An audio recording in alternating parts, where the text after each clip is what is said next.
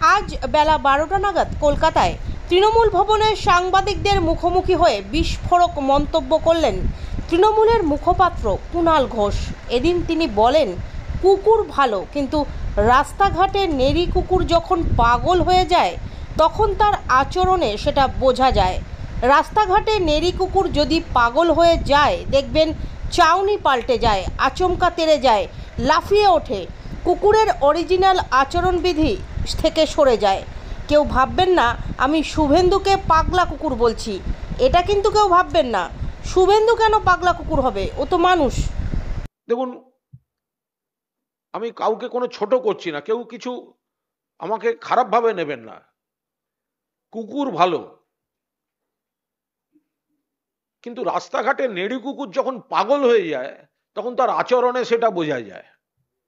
আমি কাউকে কুকুর বলছি না, আমি জাস্ট বলছি রাস্তাঘাটে নেড়ি কুকুর যদি পাগল হয়ে যায় দেখবেন চাউনি পাল্টে যায়, আচমকা তেড়ে যায়, লাফিয়ে ওঠে, খ্যাঁক খ্যাঁক করে,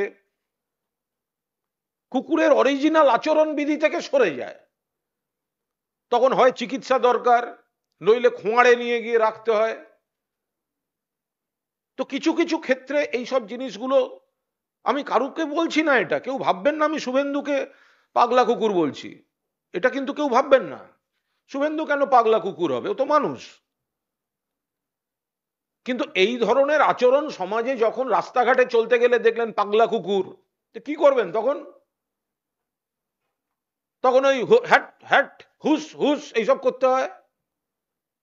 তো খেজুরির মানুষ এই ধরনের অসভ্যতার কড়া জবাব আজ বিকেলে দিয়ে দেবেন, আর বাকিটা ভোটের বাক্সে।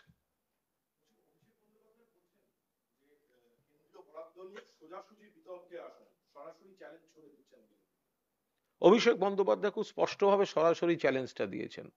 কেন্দ্রীয় বরাদ্দ নিয়ে যে প্রচারটা বিজেপি জনগণের পয়সার অপব্যবহার করে বাংলার বিরুদ্ধে মিথ্যা প্রচার করছে, এই যে বলে দিল আবাস 4,89,000 বাড়ি তারা নাকি অনুমোদন করেছেন, মিথ্যা কথা।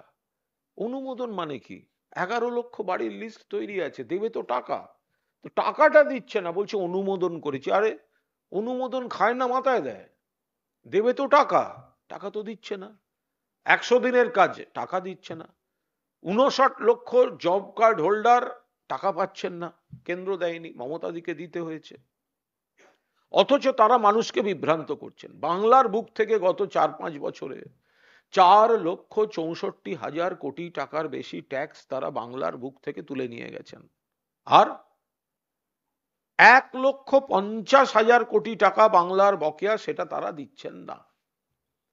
তো অভিষেক বন্দ্যোপাধ্যায় খুব স্পষ্টভাবে বলেছেন এইসব সরকারের পয়সার অপচয় করে, জনগণের পয়সার অপচয় করে বিজ্ঞাপন দিচ্ছেন কেন?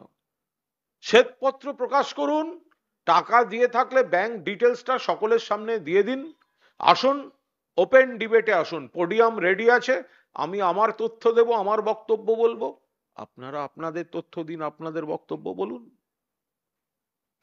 কিন্তু বিজেপিকে পাওয়া যাচ্ছে না, তার কারণ বিজেপি মিথ্যা কথা বলছে।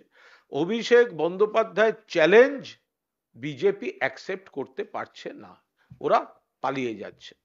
তো হলো তো 48 ঘন্টা হলো, 72 ঘন্টা হলো, তো কই বিজেপির নেতারা আসুন, শ্বেতপত্র নিয়ে আসুন, ব্যাংক স্টেটমেন্ট নিয়ে আসুন, প্রমাণ করুন যে বাংলা টাকা পেয়েছে আপনাদের কোন অ্যাকাউন্ট থেকে,